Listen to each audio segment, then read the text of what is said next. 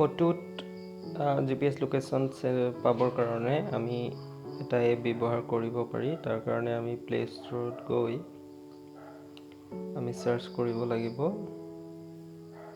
GPS photo.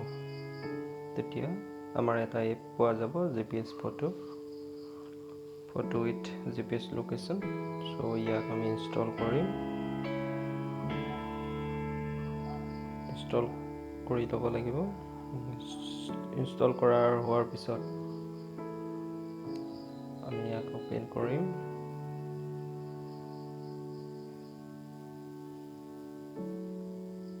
Home স্ক্ৰীনত যাম।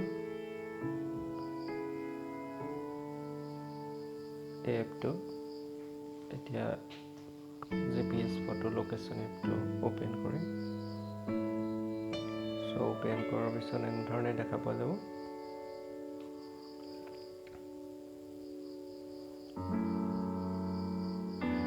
আমি মন কৰিব লাগিব যাতে আমি এপটো যেতিয়া অন কৰোঁ ডাটা আৰু লোকেশ্যন অন হৈ থাকে। সো এনেধৰণে আমি লোকেশ্যন অন কৰি ল'ম। ষ্টাৰ্ট নাও কৰিম। এতিয়া সকলো এলাউ কৰি দিম। এলাউ কেমেৰা অপশ্যনটো ক্লিক কৰিম। ফ্ৰণ্ট কেমেৰা ইউজ কৰিবলৈ আমি এইটো ক্লিক কৰি ল'ম। ওপৰত থকা ৰাইট হেণ্ডৰ ওপৰত থকা এতিয়া আমি বেক কেমেৰাত এখন ফটো ক্লিক কৰি চাম। ইয়াতে দেখিছেনে GPS লোকেশ্যনটো আহি গৈছে। ডেট টাইম কোন ঠাইৰ সকলো আহিছে আৰু ৱেডাৰৰ ফৰকাষ্টটো দেখা পোৱা গৈছে।